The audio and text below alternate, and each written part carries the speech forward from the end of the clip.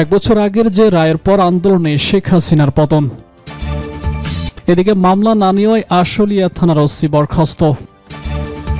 প্রধান উপদেষ্টার ভাষণে জাতীয় সংসদ নির্বাচন প্রশ্নে গুরুত্বপূর্ণ অগ্রগতি বলছে জিএসটি। সর্বশেষে জানিয়ে দিব করোনার নতুন ধরনের আক্রমণ, বন্দরে সতর্কতা জারি। এক বছর আগে যে রায়ের পর আন্দোলনে শেখ হাসিনার পতন। 2024 সালের 5 জুন দেশের ইতিহাসে আলোচিত এক ঘটনার জন্ম দিয়েছে। হাইকোর্টের রায়ের পর ছাত্র জনতার আন্দোলনের 2 মাসের মাথায় 5 আগস্ট 2 দশক ধরে শেখ হাসিনার সরকারের পতন ঘটে। সরকার পতনের পর 8 আগস্ট নোবেলজয়ী ডক্টর মোহাম্মদ ইউনূসের নেতৃত্বে গঠন করা হয় অন্তর্বর্তীকালীন সরকার।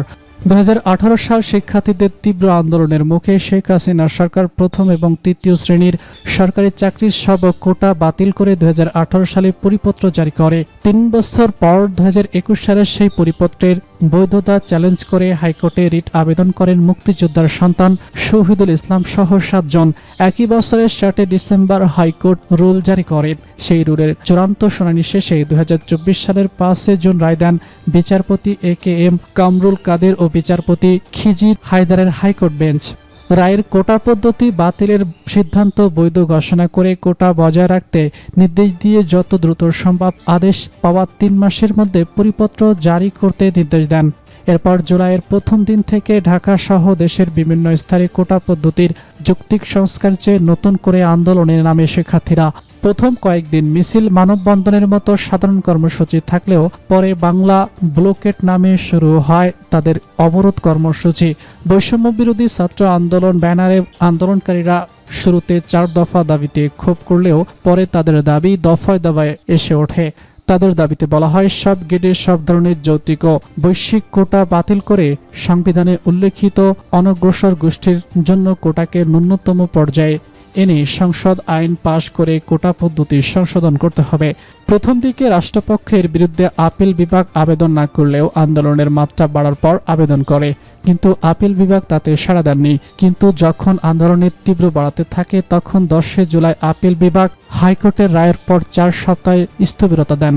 3 দিন পর 14 জুলাই প্রকাশিত হয় পূর্ণাঙ্গ রায়। এরপরও আন্দোলনকারীরা কর্মসূচি চালিয়ে যেতে থাকলে 14 জুলাই এক সংবাদ সম্মেলনে ক্ষমতাচ্যুত সাবেক প্রধানমন্ত্রী শেখ হাসিনা বলেছে, সরকারি চাকরিতে কোটার বিষয়টি আদালতেই ফয়সালা করতে হবে।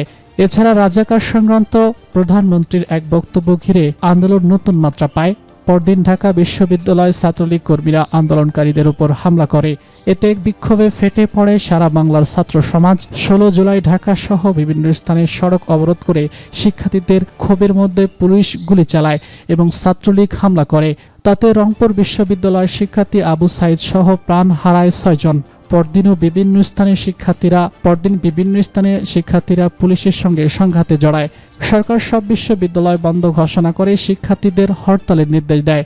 17 জুলাই সন্ধ্যায় জাতির উদ্দেশ্যে দেওয়া ভাষণে ক্ষমতাচ্যুত সাবেক প্রধানমন্ত্রী শেখ হাসিনা বলেন, আমি বিশ্বাস করি কোটা সংস্কার আন্দোলনের সঙ্গে যারা জড়িত তাদের সাথে সন্ত্রাসীদের কোনো সম্পর্ক নেই, বরং সন্ত্রাসীরা তাদের মধ্যে ঢুকে সন্ত্রাস এবং নৈরাজ্যের পরিস্থিতি সৃষ্টি করছে। তিনি দেশজুড়ে সংঘাতের বিচারিকীয় তদন্ত ঘোষণা করেছিলেন এবং সর্বোচ্চ আদালতের রায় আসা পর্যন্ত ধৈর্য ধারণ করার আহ্বান জানিয়ে আন্দোলনকারীদের বলেছিলেন সেখানে ছাত্র সমাজ ন্যায় বিচার পাবে বলে তার আশ্বাস। মামলা না নিয়ে আশুলিয়া থানার ওসি বরখাস্ত। শাওন নামে একজনকে ধারালো অস্ত্র দিয়ে গুরুতর আহতের ঘটনা থাকা সত্ত্বেও মামলা না নেওয়ায় আশুলিয়া থানার ভারপ্রাপ্ত কর্মকর্তা ওসি মোহাম্মদ সোহরাব আল হুসাইনকে সামরিক বরখাস্ত করা হয়েছে। বুধবার বাংলাদেশ পুলিশ হেডকোয়ার্টার্স থেকে পাঠানো এক প্রজ্ঞাপনে তাকে সামরিক বরখাস্তের তথ্য জানানো হয়। প্রজ্ঞাপনে বলা হয়, ওসির বিরুদ্ধে প্রাপ্ত অভিযোগের মাত্রা বিবেচনা করে তাকে সামরিক বরখাস্ত করা হলো। বরখাস্ত করার সময় তিনি ঢাকার রেঞ্জ সংযুক্ত থাকতেন এবং বিধি মোতাবেক খোরাকি ভাতা ও অন্যান্য সুবিধা পাবেন। আদালত সূত্রে জানা যায় 29 মে এই ঘটনায় ঢাকার senior judicial magistrate Ashulia Mohammad Tarikul Islam সোহাগের আদালতে একটি নালিশি মামলা দায়ের করেন ভুক্তভোগী শাওনের ভাই রুহুল শিকদার। সেখানে 11 জনকে আসামি করা হয়। মামলার দণ্ডবিধি ধারার অভিযোগ আনা হয়।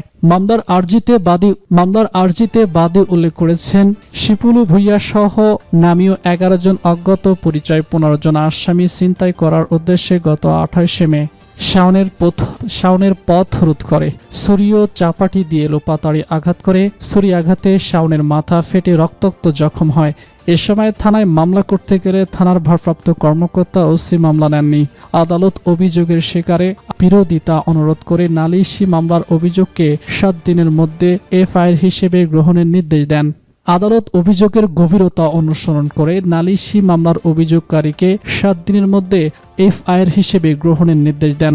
বিচারক আদেশে আরও বলেছেন, উল্লিখিত দায়সারা এবং অবহেলাপূর্বক আচরণে ভারপ্রাপ্ত কর্মকর্তা আশুলিয়া থানা, ঢাকা জেলাকে দ্য পুলিশ ফ্যাক্ট 1881 এর ধারা 29 জানুয়ারি কর্তব্য লঙ্ঘন এবং ইচ্ছাকৃত অবহেলার নিমজ্জিতে কেউ আইনি ব্যবস্থা নেওয়া সহ সংশ্লিষ্ট ঊর্ধ্বতম কর্তৃপক্ষ কাছে বিভাগীয় ব্যবস্থা নেওয়ার জন্য সুপারিশ করা হবে না মর্মে আদেশ প্রাপ্তির 7 দিনের মধ্যে লিখিত কারণ দর্শানোর নোটিশ দেওয়া হলো।